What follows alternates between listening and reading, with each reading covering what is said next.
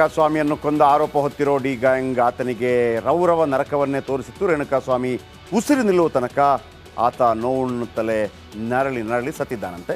ಪಟ್ಟಣಗೆರೆಯ shed Renukaswamy ಪಾಲಿಗೆ ಅಕ್ಷರಶಃ ನರಕ ಆಗಿತ್ತಂತೆ. ಸದ್ಯ ಪೊಲೀಸರ ಕೈ ಸೇರಿರೋ ಮರಣೋತ್ತರ ಪರೀಕ್ಷೆ ವರದಿ ಬೆಚ್ಚಿ ಬೀಳಿಸ್ತಾ ಇದೆ. ರೇಣುಕಾಸ್ವಾಮಿ ಇಡೀ ದೇಹವನ್ನು ಅಣುವಣುವಾಗಿ ಡಿ ಗ್ಯಾಂಗ್ ಇಂಚಿಂಚು ಹಿಂಸೆ ಮಾಡಿದ್ದಕ್ಕೆ ಸಾಕ್ಷಿ ಹೇಳ್ತಾ ಇದೆ ಪೋಸ್ಟ್ ಮಾರ್ಟಮ್ ರಿಪೋರ್ಟ್. ನೋಡಿ, ಇವರೆಲ್ಲ ಯಾವ ರೀತಿ ಹಿಂಸೆ ಕೊಟ್ಟಿದ್ದಾರೆ ಅಂತಂದರೆ, ಮತ್ತೆ ಒಬ್ಬ ರೌಡಿ ಅಥವಾ ಒಬ್ಬ ಕ್ರಿಮಿನಲ್ ಇದೇ ಕೆಲಸ ಮಾಡ್ಕೊಂಡಿದ್ದವ ಹಿಂಸೆ ಕೊಟ್ಟರೆ ಬೇರೆ. ಇವರು ಯಾರು ಇವರೆಲ್ಲ? ದರ್ಪ, 5 ಗಂಟೆಗಳ ಕಾಲ ದರ್ಪ, ಶೋ ಆಫ್ ಎಲ್ಲ ನೋಡು ಹೊಡೆದು, ಆಮೇಲೆ ಅದನ್ನು ಶೂಟ್ ಮಾಡ್ಕೋ ಅಂತ ಹೇಳೋದು. ಆಮೇಲೆ ಅವನ ಹತ್ರ ಕ್ಷಮೆ ಕೇಳಿಸಿ ಪವಿತ್ರ ಗೌಡಗೆ ನಾನು ಇನ್ನು ಮುಂದೆ ಹೇಳೋದಿಲ್ಲ, ನಾನು ತಪ್ಪಾಗಿದೆ ಅಂತೇಳಿ ಇದರಲ್ಲಿ ಹಾಕ್ಸೋದು. ಇದೆಲ್ಲ ಯಾವುದೊಂದು ರೋಗ ಕಂಡ್ರಿ ಇದೆಲ್ಲ. 5 ಗಂಟೆ ಕಾಲ ಅಂದರೆ 300 ನಿಮಿಷ ಟಾರ್ಚರ್ ಕೊಟ್ಟಿದ್ದಾರೆ. ಇದು ಪೋಸ್ಟ್ ಮಾರ್ಟಮ್ ರಿಪೋರ್ಟ್. ಶೆಡ್ನಲ್ಲಿ ಚೀರ್ತಾ ಒದ್ದಾಡ್ತಾ ಇದ್ದಂತೆ ರೇಣುಕಾಸ್ವಾಮಿ. ಎದ್ದು ನಿಲ್ಲೋದಕ್ಕೂ ಆಗದಷ್ಟು ರೇಣುಕಾಸ್ವಾಮಿಗೆ ಚಿತ್ರಹಿಂಸೆ ಕೊಟ್ಟಿದ್ದಾರೆ. ಎದ್ದು ನಿಲ್ಲೋಕ್ಕಾಗ್ತಾ ಇರಲಿಲ್ಲ. ಅಣುವಾಗಿ ಹಿಂಸೆ ಮಾಡಿ ಕೊಂದಿರೋದು ಸತ್ಯ ಅನ್ನೋದನ್ನು ರಿಪೋರ್ಟ್ ಹೇಳ್ತಾ ಇದೆ. ನಿಮಗೆ ಶವ ಸಿಕ್ಕಾಗಿನ ಫೋಟೋ ನೋಡಿದರೆ ಕರಾವಳಿ ತಿಳಿಯುತ್ತೆ. ಎಲ್ಲಿಗೆಲ್ಲ ಹೊಡೆದಿದ್ದಾರೆ. 34 ಕಡೆ ಭೀಕರ ಗಾಯ. ನೀವು ಫೋಟೋ ನೋಡಿದವ್ರು ಮಾತ್ರ ಮಾತಾಡಬೇಕಿಲ್ಲ, ಅಂದರೆ ಮಾತಾಡಬಾರ್ದು ಯಾರು ಕೂಡ. ಫೋಟೋ ನೋಡಿರ್ಬೇಕು ನೀವು. ರೇಣುಕಾಸ್ವಾಮಿ ದೇಹದ ಮೇಲಿದ್ದದ್ದು 34 ಭೀಕರ ಗಾಯ. ಇಂಥವರೆಲ್ಲ ಬೇಕಿತ್ತು ಅದಕ್ಕೆ. ದೇಹದ ಮೇಲೆ ಸಿಗರೆಟ್ನಿಂದ ಸುಟ್ಟ ಗುರುತಿದೆ. ಬೆಲ್ಟ್, ಕಟ್ಟಿಗೆ, ಕಬ್ಬಿಣದಿಂದ ಥಳಿಸಿದ್ರು ಅಂತ ಗೊತ್ತಾಗ್ತಾ ಇದೆ ಪೋಸ್ಟ್ ಮಾರ್ಟಮ್ ರಿಪೋರ್ಟ್ನಲ್ಲಿ. ಹೊಡೆದ ಫೋರ್ಸ್ಗೆ ಈ ಪಕ್ಕೆಲುಬು ಮುರಿದು ಒಳಗಿರುವಂಥ ಶ್ವಾಸಕೋಶಕ್ಕೆ ಚುಚ್ಚಿದೆ. ಹಾಗಾಗಿ ಸತ್ತೋಗ್ಬಿಟ್ಟು ಆತ. ಎಷ್ಟು ಅಮಲಲ್ಲಿರ್ಬೋದು, ಎಷ್ಟು ಕೇವಲ ಎಣ್ಣೆ ಅಮಲ ಅದು. ಇದು ಡ್ರಗ್ಸ್ ಅಮಲು. ಪಟ್ಟಣಗೆರೆ ಶೆಡ್ನಲ್ಲಿ 13ಕ್ಕೂ ಅಧಿಕ ರಕ್ಕಸರಿಂದ ಆರ್ಭಟ. ರಕ್ಕಸರೇ ಇವರು ಅಕ್ಷರಶಃ. ಒಂದಿರುತ್ತೆ ರೀ, ಸಾಧಾರಣವಾಗಿ ನಾವು ಒಬ್ರಿಗೆ ಹೊಡಿತೀವಿ ಅಂತ ತಿಳ್ಕೊಳ್ಳಿ, 4 ಬಾರಿಸ್ತೀವಿ ಅಂತ ತಿಳ್ಕೊಳ್ಳಿ. ರಕ್ತ ಬಂದಾಗ ನಮಗೆ ಒಂಥರ ಇದಾಗ್ಲಿಕ್ಕೆ ಶುರುವಾಗುತ್ತೆ. ಗಿಲ್ಟಿ ಫೀಲ್ ಆಗಲಿ, ಇತ್ತು ಒಗಲೇ ಮಗ ಅಂದ್ಬಿಡ್ತೀವಿ ಅಲ್ವಾ. ಕಾಲೇಜಲ್ಲಿ ನಾವೇನು ಮಾಡಿಲ್ವ, ಪ್ರತಿಯೊಬ್ಬರು ಅದನ್ನು ಮಾಡಿರ್ತಾರೆ. ಒಂದು ಫೈಟ್ ಆಗಿರುತ್ತೆ, ಸಣ್ಣ ಪುಟ್ಟ ಗಾಯ ಆಗಿರುತ್ತೆ. ಆಮೇಲೆ ಹೋಗು ಇದು ಹೊಡೆದು ಇಂಥ ಅಜಾನುಭಾವಗಳು ಹೊಡೆದು ಆತ ಅಂಗಲಾಗ್ತಾ ಇದ್ದಾನೆ. ಅದನ್ನು ನೋಡಿದಾಗಲೂ ಕನಿಕರ ಬಂದಿಲ್ಲ ಅಂತಂದರೆ ಇದು ಗುಬ್ಬಚ್ಚಿ ಮೇಲೆ ಬ್ರಹ್ಮಾಸ್ತ್ರ ಅಲ್ಲ, ಆಟಂ ಬಾಂಬ್ ಹಾಕಿದ್ದೆವು. ಇನ್ನು ಡಿ ಗ್ಯಾಂಗ್ ಹೊಡೆತಕ್ಕೆ ಎದೆಗೆ ಜೋರಾಗಿ ಪೆಟ್ಟು ಬಿದ್ದಿದೆ. ಆಮೇಲೆ ಬೆನ್ನಿನ ಮೇಲಂತೂ ಬಾಸುಂಡೆಗಳ ಸಾಕ್ಷಿಗಳೇ ಎದ್ದು ಕಾಣ್ತಾ ಇದೆ ಪೋಸ್ಟ್ ಮಾರ್ಟಮ್ ರಿಪೋರ್ಟಲ್ಲಿ. ಒದೆತಕ್ಕೆ ಪಕ್ಕೆಲುಬು ಮುರಿದು ಶ್ವಾಸಕೋಶಕ್ಕೆ ಚುಚ್ಚಿದೆ. ಮರ್ಮಾಂಗಕ್ಕೆ ಒದ್ದಿದ್ರು. ಆಮೇಲೆ ಅದನ್ನು ಒಡೆದಾಕಿದಾರ್ರೀ. ಪವಿತ್ರ ಗೌಡಗೆ ಕಳುಹಿಸಿದ ಮೆಸೇಜ್ಗಳನ್ನು ಓದಿಸೋದು, ಹೀರೋ ಆಗೋದು, ಅಲ್ಲಿ ಫೋಟೋಗಳನ್ನು ತೋರಿಸ್ತಾ ದೌರ್ಜನ್ಯ ಮಾಡೋದು. ನೋಡ, ಹಿಂಗೆ ಕಳಿಸಿದ್ಯಾ, ರೇಣುಕಾಸ್ವಾಮಿ ಮರ್ಮಾಂಗಕ್ಕೂ ಬಲವಾಗಿ ಅದನ್ನು ಒಡೆಯಲಾಗಿತ್ತು. ಆ ಫೋಟೋ ನಿಮಗೆ ತೋರಿಸಿದ್ವಿ ನಾವು ಹಿಂದೆ. ರೇಣುಕಾ ಮರ್ಮಾಂಗಕ್ಕೆ ಎಲೆಕ್ಟ್ರಿಕ್ ಶಾಕ್ ಕೊಡಲಾಗಿದೆ. ರಕ್ಕಸರಿಂದ ಒದ್ದ ರಭಸಕ್ಕೆ ರೇಣುಕಾಸ್ವಾಮಿ ವೃಷಣ ಛಿದ್ರವಾಗಿತ್ತು. ರೇಣುಕಾಸ್ವಾಮಿ ಮರ್ಮಾಂಗ ಭಾಗದಲ್ಲಿ ರಕ್ತ ಹೆಪ್ಪುಗಟ್ಟಿತ್ತು. ರಕ್ತ ಬರ್ತಾ ಇತ್ತು ಸರ್. ಅದರಿಂದ ತಲೆ ಚಿಪ್ಪಿಗೂ ತೀವ್ರ ಗಾಯವಾಗಿತ್ತು. ಬಹುದೊಡ್ಡ ಆಯುಧ ಬಳಸಿ ತಲೆ ಮೇಲೂ ದಾಳಿ ಮಾಡಿದರು ರಕ್ಕಸರು.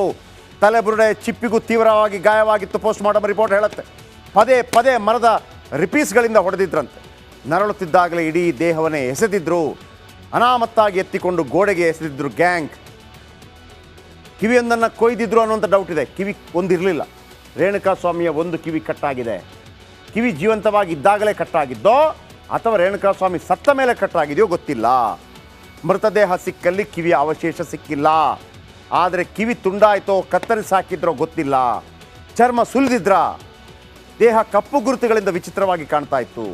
ಎಲೆಕ್ಟ್ರಿಕ್ ಶಾಕ್ ನೀಡಿ ಚಿತ್ರಹಿಂಸೆ ಕೊಟ್ಟಿದ್ದಕ್ಕೆ ಹಿಂಗಾಯಿತು ಅಂತ ಹೇಳ್ತಾ ಇದೆ ಪೋಸ್ಟ್ ಮಾರ್ಟಮ್ ರಿಪೋರ್ಟ್. ಕೈ ಮೇಲಿನ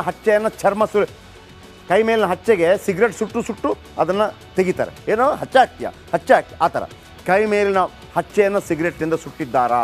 ಪೋಸ್ಟ್ ಮಾರ್ಟಮ್ ರಿಪೋರ್ಟ್ ಹೇಳ್ತಾ ಇರೋದು. ವಿಡಿಯೋ ರೆಕಾರ್ಡ್ ಆಗಿದೆ. ಅಲ್ಲೇ ಮಾಡುವಾಗ ರೆಕಾರ್ಡ್ ಮಾಡ್ತಾ ಇದ್ದಂತೆ ದರ್ಶನ್ ಶಿಷ್ಯ ಖುದ್ದು ದರ್ಶನ್ ಹೇಳ್ತಾ ಇದ್ರಂತೆ ಹೊಡಿತಿರುವಾಗ, ರೆಕಾರ್ಡ್ ಮಾಡೋ ಅಂತೇಳಿ. ಯಾಕೆ ರೆಕಾರ್ಡ್ ಗೊತ್ತಾ? 3 ಸೆಕೆಂಡ್ ವಿಡಿಯೋ ರೆಕಾರ್ಡ್ ಆಗಿದೆಯಂತೆ. ಪ್ರದೋಷ್ ರೆಕಾರ್ಡ್ ಮಾಡಿದ್ದಾನಂತೆ. ವಿಡಿಯೋ ಮಾಡ್ಕೊ ಅಂತ ಖುದ್ದು ದರ್ಶನ್ ಹೇಳಿದ್ರಂತೆ. ಆಮೇಲೆ ಅದನ್ನು ಅವರ ಮುಂದೆ, ಅಂದರೆ ನಾನು ಮಾಡಬಾರ್ದಿತ್ತು ಅಂತ ಅವನು ಕ್ಷಮೆ ಕೇಳೋದು, ಅದನ್ನು ಸಾಮಾಜಿಕ ಜಾಲತಾಣದಲ್ಲಿ ಹಾಕ್ಬಿಟ್ಟು ನೋಡಿದ್ರೆ ಕ್ಷಮೆ ಕೇಳಿದ್ದಾನಂತ ಇವರು ಜನರಲ್ಲಿ ಭೀತಿ ಮೂಡಿಸೋದು. ಇದೇನು ಗೊತ್ತಾ, ಮೊದಲೆಲ್ಲ ರೌಡಿಗಳು ಮಾಡ್ತಾ ಇದ್ರಲ್ಲ, ಅದನ್ನು ಫ್ಯಾನ್ಸ್ ಹೆಸರಲ್ಲಿ ಇವರು ಮಾಡ್ತಿರೋದು. ಅದಕ್ಕೆ ಸಪೋರ್ಟ್ ಯಾಕೆ ಕೊಡಬೇಕಾಗಿತ್ತು ದರ್ಶನ್? ಇವತ್ತು ಮನೆ ಊಟ ಬೇಕು ಅನ್ನೋದ್ರ ಬಗ್ಗೆ ಚರ್ಚೆಗಳಾಯಿತು. ದರ್ಶನ್ ಪರ ವಕೀಲರು ಮತ್ತು ಪೊಲೀಸ್ ಪರ ವಕೀಲರು ಯಾವ ರೀತಿ ಚರ್ಚೆ ಮಾಡಿದ್ರು ಕೇಳಿ. ದರ್ಶನ್ ಊಟ ಪುಸ್ತಕಕ್ಕೆ ಮನವಿ ಮಾಡಿದ್ದಾರೆ. ಯಾರು ಹೇಳೋದು? ಇದು ದರ್ಶನ್ ಪರ ವಕೀಲರು ಹೇಳೋದು. ದರ್ಶನ್ಗೆ ಜೈಲು ಊಟ ಜೀರ್ಣ ಆಗ್ತಾ ಇದೆ, ಹಾಸಿಗೆ ಬೇಕು ಅಂತ ನಟ ದರ್ಶನ್ ಹೇಳಿದ್ದಾರೆ, ಕೊಡಿಸ್ಕೊಡಿ.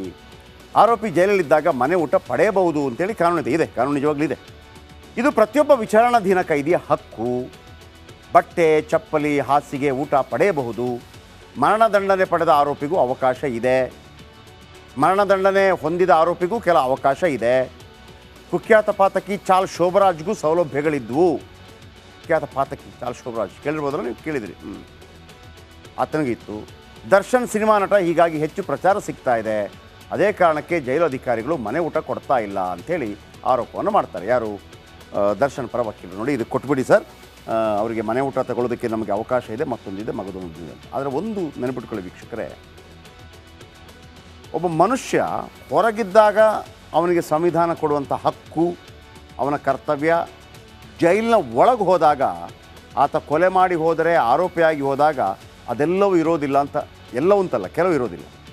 ಯಾವ್ದು ನನ್ನ ಹಕ್ಕ್ರಿ, ಅದಕ್ಕೆ ನೀನು ಯಾವುದೇ ಕಾನೂನು ಕಬಂಧ ಬಾಹುಗಳಿಂದ ಹೊರಗಿರಬೇಕು. ನನ್ನ ಹಕ್ಕದು, ನನ್ನ ಕರ್ತವ್ಯ ಅದು ಅಂತ ನಾವು ಹೇಳ್ತೀವಲ್ವ, ಅದು ಪಾಲಿಸಬೇಕು ಅಂತಂದರೆ ಕಾನೂನಿನ ವ್ಯಾಪ್ತಿಯಲ್ಲಿ ಬಂದಿಯಾಗಿರಬಾರ್ದು.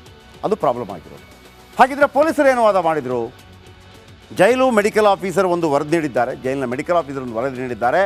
ದರ್ಶನ್ಗೆ 3 ತಿಂಗಳ ಹಿಂದೆ ಸರ್ಜರಿ ಆಗಿದೆ. ಇದು ಪೊಲೀಸರು ಹೇಳ್ತಿರೋದು, ದರ್ಶನ್ ಪರ ವಕೀಲರಲ್ಲ.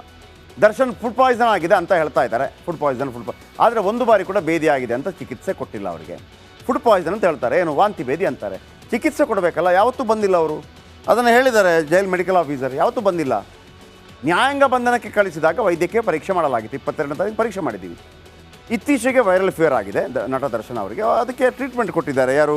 Medical officer. ಇದು ಪೊಲೀಸರು ಹೇಳೋದು ಕೋರ್ಟ್ಗೆ. ಹುಷಾರಿಲ್ಲದಿದ್ದರೆ ಜೈಲಿನ ವಿಶೇಷ ಊಟ ಕೊಡ್ಬೋದು. ಒಂದು ವೇಳೆ ಯಾರಿಗಾದರೂ ಹುಷಾರಿಲ್ಲ ಅಂತಂದರೆ ನಾವು ಸ್ವಲ್ಪ ಸ್ಪೆಷಲ್ ಊಟ ಕೊಡ್ತೀವಿ. ಆದರೆ ಮನೆ ಊಟವನ್ನೇ ಕೊಡಬೇಕು ಅಂತ ಏನಿಲ್ಲ. ಹುಷಾರಿಲ್ಲ ಅಂತಂದರೆ ಮಹಾಸ್ವಾಮಿಗಳೇ ದಿನ ಬಿರಿಯಾನಿ ಚಿಕನ್ ಕೇಳಿದರೆ ಕೊಡೋಕ್ಕಾಗಲ್ಲ. ಇಲ್ಲಿ 5,000 ಜನ ಇದ್ದಾರೆ ಕೈದಿಗಳು. ಇದೇನಾದರೂ ಗೊತ್ತಾಗ್ಬಿಟ್ರೆ ಎಲ್ಲರೂ ಕೇಳೋಕ್ಕೆ ಶುರು ಮಾಡ್ತಾರೆ, ನಮ್ಮಿಂದ ಆಗಲ್ಲ, ದಾಸೋಹ ಮಾಡಬೇಕಾಗತ್ತೆ. ವೈರಲ್ ಫೀವರ್ ಇದೆಯಾ, ಬಿಸಿ ನೀರು ಕೊಡ್ತೀವಿ ಬೇಕಿದ್ರೆ.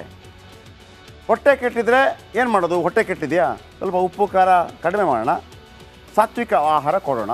ಈಗ ನಾವು ಹೇಳ್ತೀವಲ್ವ, ಸರ್ ಹೊಟ್ಟೆ ಸರಿ ಸ್ವಲ್ಪ ಗಂಜಿ ಹಾಕ್ರಪ್ಪ, ಅಥವಾ ಏನೋ ಒಂದು ಮೊಸರನ್ನ ಮಾತ್ರ ಸಾಕು ಅಂತೀವಿ. ಅದೇ ಥರ ನಿಮಗೆ ಜೈಲಲ್ಲೂ ಕೂಡ ಎಲ್ಲ ಸೌಲಭ್ಯ ಬೇಕು ಅಂದರೆ ಹೇಗೆ? ಜೈಲಿಗೆ ಬಂದವರು ಯಾರು? ಆರೋಪಿಗಳಾಗಿ ಬಂದಿರುವಂಥವ್ರು. ನೀವು ಸಾಮಾನ್ಯ ಮನುಷ್ಯರಾಗಿದ್ದರೆ ಹೊರಗಡೆ ಇದ್ದು ಕೇಳಿದರೆ ನಿಮ್ಮನ್ನು ಯಾವುದೋ ಕಾರಣಕ್ಕಾಗಿ ನಿಮ್ಗೆ ಕೊಡ್ಬೋದಾಗಿತ್ತು. ಬಟ್ ನೀವು ಕೊಲೆ ಆರೋಪಿ, ಕೊಡೋಕ್ಕಾಗಲ್ಲ ಅಂತ ಹೇಳ್ತಾರೆ.